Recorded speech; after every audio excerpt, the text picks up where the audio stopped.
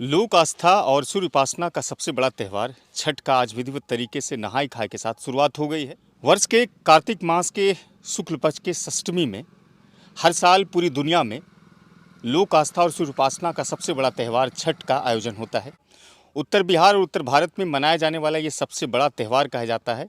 इसी लिहाज से इस त्यौहार में खास तौर से सफाई की उत्तम व्यवस्था, स्वच्छता की उत्तम व्यवस्था रखी जाती है, जिसमें सबसे पहली शुरुआत होती है छठ व्रतियों के लिए जो घाट बनते हैं उस घाट की सफाई कैसे होनी चाहिए, चूँकि 2 दिन अति महत्वपूर्ण होते हैं। जिस दिन की उदयमान सूरज को अर्घ्य दिया जाता है जल स्रोत में खड़े होकर के छठ व्रती की तरफ से, और जो अस्ताचलगामी हैं उस दिन भी अर्घ दिया जाता है सूर्य में। लिहाजा इस दृष्टिकोण से अगर देखा जाए तो छठ घाट की सफाई बहुत महत्वपूर्ण मानी जाती है। ऐसे सूरत में सभी गांव शहरों के इलाकों में जो जिम्मेदार लोग होते हैं छठ घाट की सफाई उसी के कंधे पर होती है।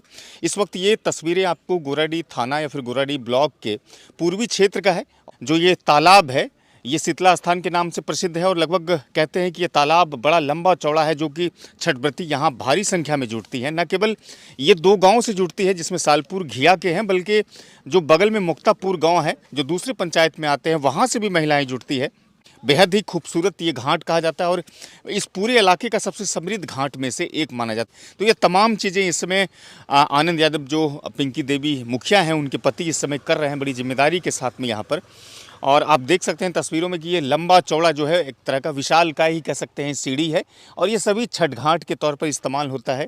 और जो अहले सुबह होती है जिस दिन शुक्रवार को समापन होगा छठ, उस दिन भारी संख्या में लोग यहाँ पर जुटते हैं और जुट करके छठ जो लोक आस्था का बड़ा पर्व कहलाता है और सूर्य उपासना का भी सबसे बड़ा त्यौहार कहलाता है वो मनाते हैं बड़े धूमधाम से। आनंद जी हैं, उनसे बातचीत करेंगे। तैयारी चल रही है इस वक्त इस छठ घाट की साफ सफाई की, स्वच्छता की, उससे जुड़ी हुई चीज़ों को हम समझने की कोशिश करेंगे। तैयारी अच्छी है।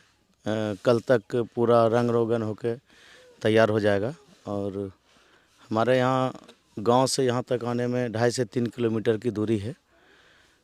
जो लोग पैदल चल के और जिसको जिस साधन से गाड़ी से भी आते हैं। कितनी संख्या में छठ व्रती जुटती हैं यहाँ पर? 200 से 300 कम से कम आ जाता है। 3 से 4 गांव का आता है, घिया, सालपुर और इधर नदियामा पंचायत का मुक्तापुर। किसी तरह की कोई दिक्कत भी होती है छठ व्रतियों को सूप वगैरह रखने उठने में? जगह कुछ छोटा पड़ रहा है। इस पहले पिछला साल कुछ दिक्कत हुआ था, क्योंकि छठ व्रती की संख्या ज़्यादा हो गई थी तो लोग थोड़ा देर के बाद अर्घ दे करके हटा ले रहा था सूप। उसके बाद फिर रख के पूजा किया गया, यानी बारी बारी से। तो और बहुत ज़्यादा दिक्कत नहीं होती, बड़ी भीड़ लगती है। अच्छा, यहाँ पर कहते हैं कि जिस दिन के संध्या शाम में सूर्य को अर्घ दिया जाता है उसी रात्रि को यहाँ पर जो दूध जमा होती है फिर उसके बाद उसका खीर बनता है, ये तमाम चीज़ें एक विशेष शैली में यहाँ पर तैयार की जाती है। जी जी, विशेष शैली में तैयार की जाती है, उसको महाप्रसाद बोलते हैं। अच्छा। वो छठ के जब समाप्त हो जाती है तब वो महाप्रसाद का वितरण किया जाता है। और सभी छठ व्रती और जो लोग जितने भी लोग आते हैं, छोटे बड़े बच्चे जो भी आते हैं, सब महाप्रसाद ग्रहण करके उसको दे दिया जाता है। लोग आते हैं जो प्रदेश में रहते हैं वो लोग भी जुटते हैं? हाँ, छठ व्रत में लगभग सब लोग बाहर से भी आ जाते हैं और भारी संख्या में लोग जुटते हैं। भारी संख्या में, बहुत भारी संख्या में जुटता है। और यहाँ से लेकर के सालपुर गांव या घिया गांव तक पूरे लाइट का व्यवस्था रहता है। अच्छा, कुछ ऐसी मांगे जो प्रशासन से करना चाहते हैं, जो कमी रह जाती है छठ व्रतियों के लिए या फिर इस त्यौहार के लिए, प्रशासन जो उसको मुहैया करवा सके? प्रशासन से इस बार भी हमने बात रखा था कि चूँकि पानी ज़्यादा है पोखर में तो बैरिकेटिंग करवाया जाए, लेकिन उनके द्वारा कोई सहयोग लगभग नहीं है की जाती है। तो हम लोग इस बार सोचे हैं कि कल इसमें फिर हम लोग अपने से ही बैरिकेटिंग करवाएंगे। तालाब के चारों दिशा में बनाया जा सकता है छठ घाट?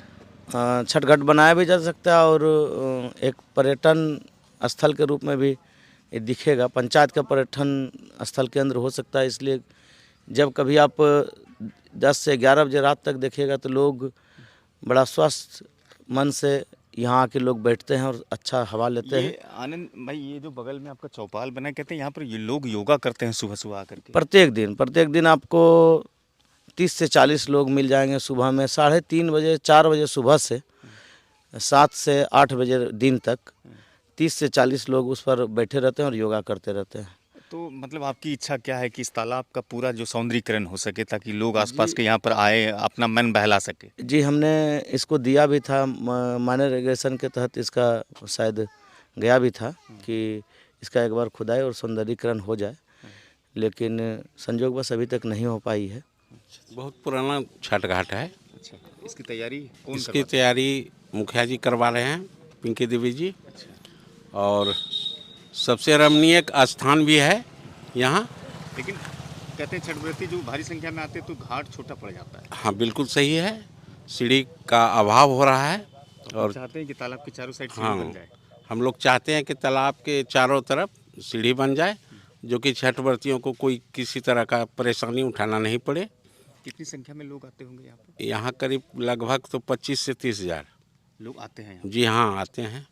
अच्छा, मतलब घिया सालपुर के अलावा दूसरे गांव से भी? हाँ, दूसरे नदियामा पंचायत से आते हैं।